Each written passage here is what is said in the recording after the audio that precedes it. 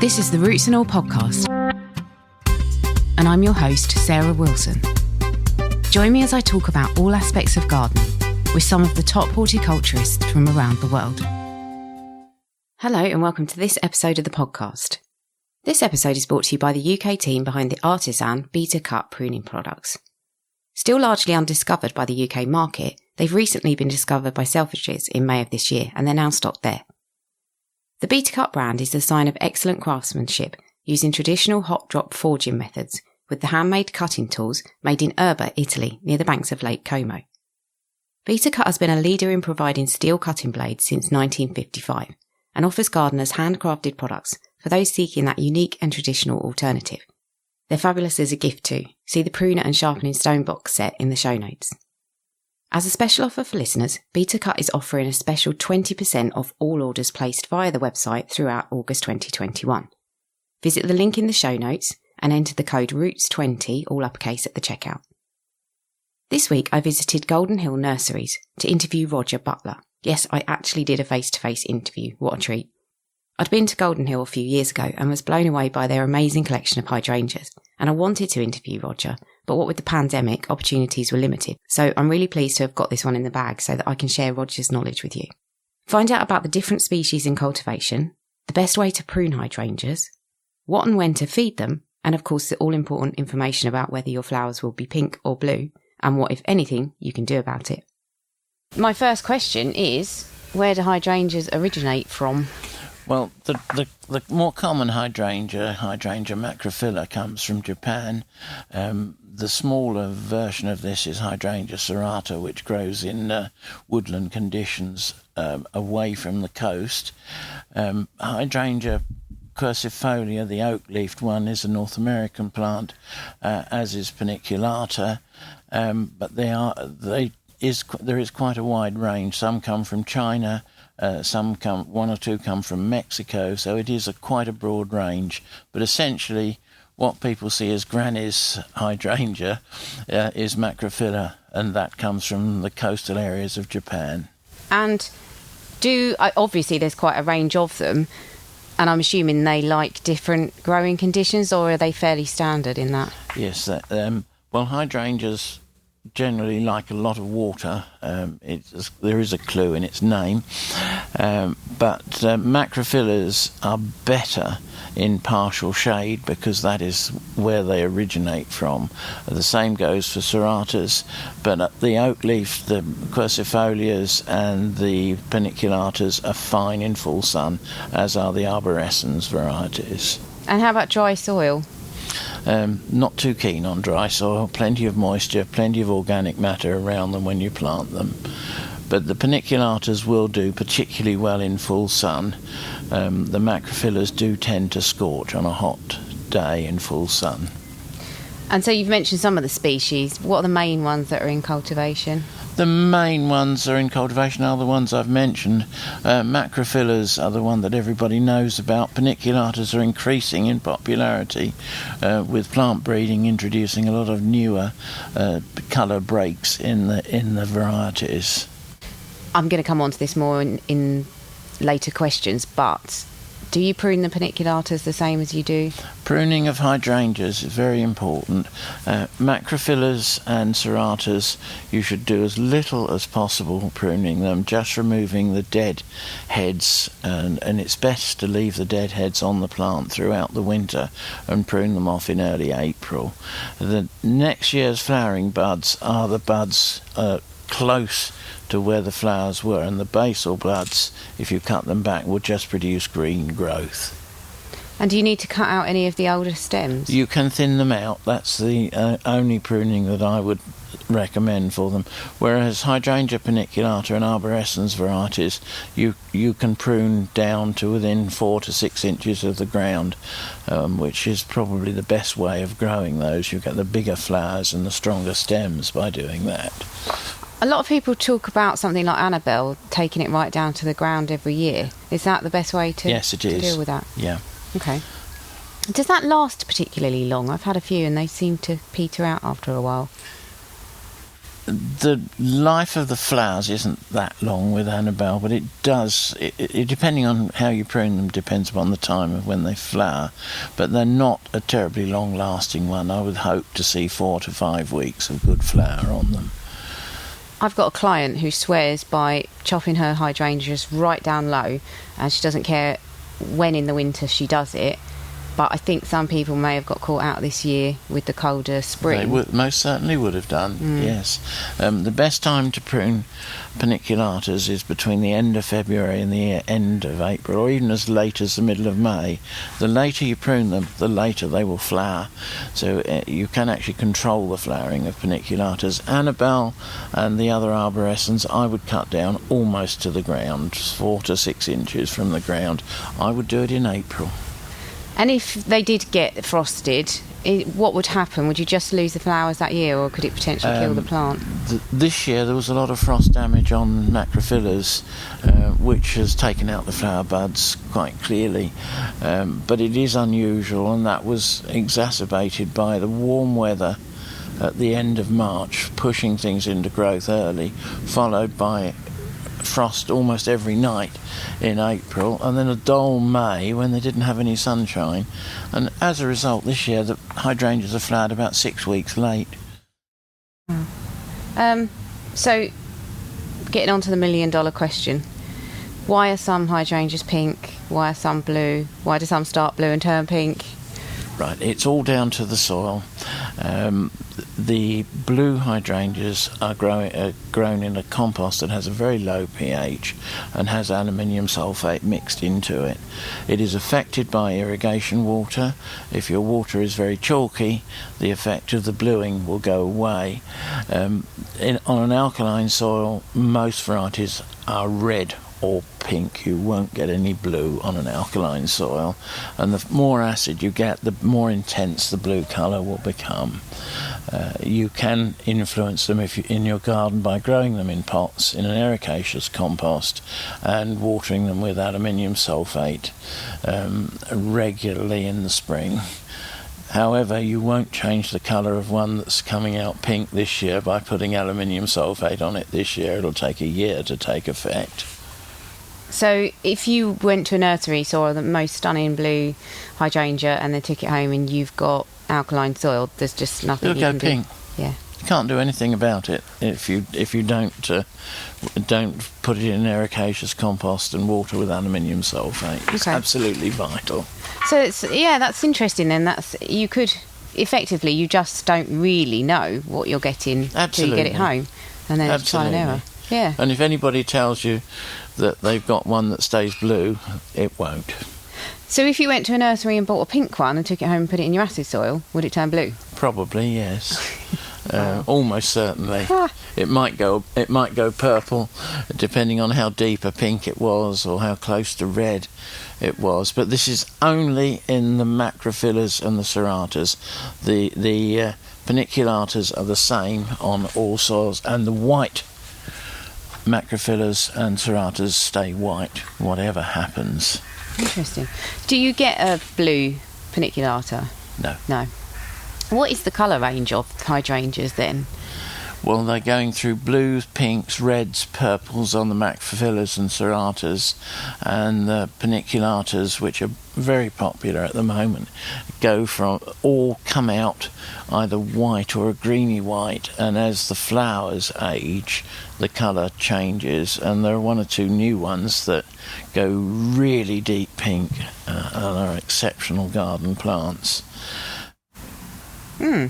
So are there any that you kind of avoid because the flower heads are so heavy, or is that to do with how they're grown? To a degree, it is how they're grown and how they're pruned and how they're fed and how they're supported. If you're growing Annabelle, which is probably the top-selling hydrangea that we have, you do need to grow it through some sort of wire mesh support, because if you get a flower that is 30 centimetres across and it rains on it, it's going to be heavy and it's going to lean over, and it is important that they are supported.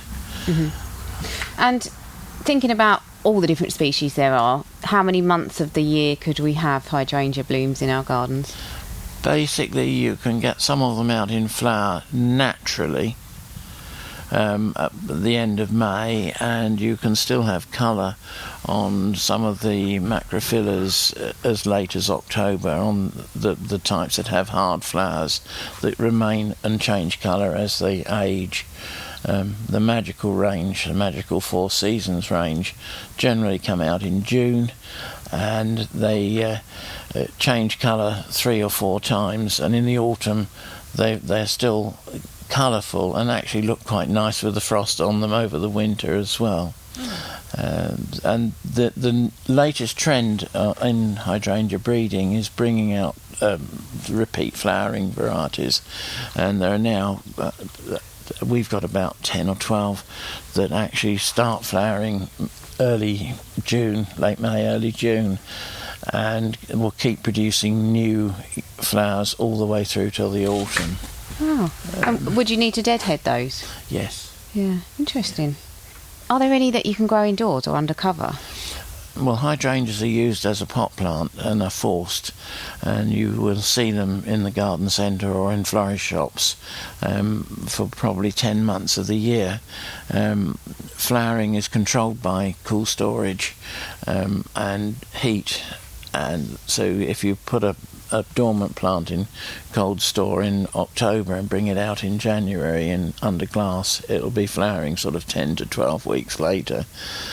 You shouldn't plant these straight out in your garden, though.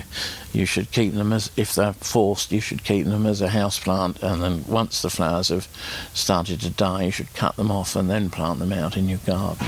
Oh, and they'll survive fine. Usually. Are there any species that you think are overlooked, or that people should be more aware of because they're a really good plant? I think at the moment, I think paniculatas were overlooked, but now they've become very popular, and they're probably the easiest to grow. You really can't go wrong with the paniculatas. You can with macrophyllars. You can plant them in too sunny a position or too dry a position, but paniculatas seem to tolerate virtually any conditions. How big do they get? Do they vary? It depends on how you prune them. The best way, as I said, is to cut them down in April to 4 to 6 inches. But if you let them grow, the taller varieties will grow to 12 feet, 14 feet. We've got a picture of a Magnolia grandiflora that's about 50 years old, that's made a small tree, and it is a really quite an interesting plant. But the bigger you let them grow, the smaller the flowers are. More flowers, smaller flowers. Okay. Do you have a particular favourite? That's a tough question, isn't it? Yes, I do. I think my favourite macrophylla is Magical Revolution. And it isn't a popular seller because it isn't the most showy, but the flowers last on it for 4 months, and it's a fabulous plant. And in the paniculatas, I think I really like Skyfall, and I really like Vanilla Phrase, and I really like Limelight. To pick out, I grow 260 different ones, and to pick out a favourite out of those is quite difficult. I know there's a trend at the moment for dried flowers. If you wanted to harvest some of the flower heads, would you be doing... Yeah, you can. You can cut them in the autumn and hang them upside down in the airing cupboard. It works quite well. You have to try different varieties. They respond differently. Uh-huh. And they dry beautiful colours, don't they? Some of them dry to the most incredible colours. Yeah. And you talked about the trend for the repeat flowering hydrangeas. Are there any other trends? I'm thinking maybe colours and things that you're noticing. Well, there is a new hydrangea paniculata which has been around 2 years called Frambozine, and it is an incredibly lovely pink, strong pink.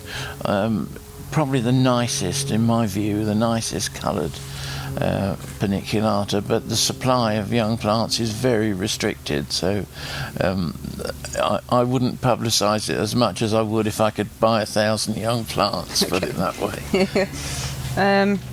So thinking about, obviously you've got a lot here. Do they have any particular pests and diseases? They're relatively free of pests and diseases. Here we don't spray the plants with any insecticide. We let nature take its course, and we control what pests we get by introducing predators. So we introduce ladybirds to control greenfly, which works really well. But in your garden, you're not going to go out and spray them with a spray program, so you might find a few holes in the leaves where something's eaten them, but they're real tolerant plants, and they don't seem to be severely damaged by any pest. That's good. That's really good to know. If you keep them in containers, apart from the aluminium... Yeah, they need regular feeding if they're in containers, and I would not feed them with a high nitrogen fertiliser. I'd tend to feed them with a tomato feed most of the time. If sometimes you get a lot of chlorosis in them, which needs resolving by putting a stronger fertiliser on, and something which is very general, such as Osmocote, which will have all the trace elements which will take out the chlorosis. And if they're in the ground, do you need to do anything feeding wise? You need to feed them in the ground. I would suggest people feed with blood, fish and bone, or grow more just general fertiliser in the late winter, early spring. And you often see them in lawns, for example, or in shrub borders on their own. Do they play nicely with other plants? Oh, they're fine. It's just that hydrangeas... I mean, the great value of hydrangeas is that you get a really long flowering period, much longer flowering period than most shrubs. And where they grow in conditions that suit them, there's nothing that is a nicer plant, but they'll grow as a specimen or they'll grow in a mixed border. Mm-hmm. Awesome. So, can you tell us a little bit about your nursery here, and if people want to find out more or buy from you, how can they do it? Yes, well, we're in Marden, between Marden and Goudhurst. We open to the public. We do mail order. We grow over 250 different hydrangea varieties. We also grow trees, shrubs, hedging plants, and a general retail nursery. If people visit us, they need to wear boots because the irrigation water can make it a bit slippery. Excellent. And have you got a website? Yes, we have signature hydrangeas, signature plants and signature shrubs, all.co.uk. And our general one is goldenhillnurseries.com. Is there anything else that we didn't talk about you'd like to add on? No, I don't think so. Unless you want to say something about propagation, yes. Because it is, it is quite easy to propagate them. And whilst I won't encourage people to take my livelihood by propagating them, they are fairly easily rooted from softwood or semi-ripe cuttings taken throughout the summer. So, taken throughout summer, I mean, I've done it. Literally bunged in a pot of soil and left to their own devices. They're pretty good, aren't they? In a polythene bag, in a pot of well-drained soil, water them in, and then put them in a polythene bag, blow in it and tie it off and leave them. And they should root in about 10 to 14 days. Wow, that's quick. And it's... and quite easily. And the biggest problem is rotting off, but... that sometimes happens. You've obviously got them slightly too soft if that happens. But, and do you need to be careful about plant breeders' rights with some of them? Well, it's only if you're selling them. Plant breeders' rights are to protect the introducer of a plant from somebody just propagating it in huge quantities. As we were walking around the nursery after the visit, Roger pointed out how this year's strange weather has caused many hydrangeas to put on strong green growth, which is shooting up and in some cases hiding the blooms below. So if you have an excess of green growth on your hydrangeas this year, just know that you're not alone. Many thanks to Roger for taking the time to share his knowledge and for giving me a tour of the nursery. If you're local and can visit, I highly recommend it, and if not, you can order through their website or catch up with them at one of the flower shows. Thank you to you for listening and to Beta Cut for sponsoring this episode. Dr. Ian Bedford's up next, talking about the horse chestnut moth. We'll all be well accustomed to recognising the signs and signals from nature that one particular season is coming to an end and another is about to begin. Many will be measured events, such as the appearance and the disappearance of migratory animals who follow specific climatical conditions, whilst other signs will be clear and obvious with the appearance of certain flowers and fruits. One sign, however, is a dramatic one that for thousands of years will have reliably informed civilizations throughout the temperate world that they should now be prepared for tough winter months ahead. And this is when the leaves on deciduous trees begin changing from green to orange, red and brown as they stop producing food and are drained of their chlorophyll. So it's perhaps rather puzzling that over the past 2 decades, this irrefutably dependable sign of autumn has been thrown into disarray by vast numbers of horse chestnut trees throughout Britain that now display their autumnal leaf colours during the height of summer. First noticed on a tree in Wimbledon during 2002, the phenomenon has steadily spread to horse chestnut trees throughout England and Wales, and is now beginning to appear in Scotland. However, taking a closer look at the affected trees reveals that their autumnal colours are actually the result of something living inside their leaves, which, as it eats its way through the cells within the leaf, creates oval-shaped, light brown patches that over the summer become so numerous that most of the tree's leaves become completely brown and shriveled. So who is the culprit? Well, it's the leaf-tunnelling caterpillars of an invasive little orange and silver-coloured moth called the horse chestnut leaf miner. The adult moths will have emerged to mate in late spring from pupae that overwintered on the ground amongst leaf litter. Each female moth will then have laid around 150 eggs on the horse chestnut's fresh, unfolding leaves. The tiny caterpillars that hatch from them then burrow into the leaves and start eating the cells within. Then, when mature, they tunnel out again to pupate on the outside of the leaves. With up to 3 generations being produced over the summer, the tree's leaves become progressively more damaged until they finally drop in autumn. Although there's no treatments to effectively control infestations of the leaf mining moth, we're not overly worried about them for the time being, since the infested trees are continuing to grow, flower and produce their conkers as normal. But it's the long-term effect that we can't be too sure of, which could possibly make horse chestnut trees more susceptible to other diseases.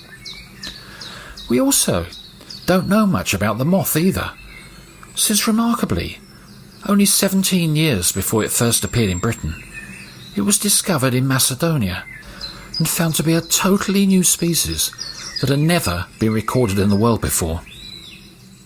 You can download or listen to the podcast direct from the website rootsandall.co.uk. Please also check out my Patreon, where you can make a one-off donation or take out a monthly subscription to help support the podcast. Because if you enjoy the show, please help it continue. I also have a GoFundMe where you can make a one-off donation. Even a one-off donation of £1 helps, and I'll be really grateful for your support. So please go to Patreon or GoFundMe and search for Roots and All Podcast.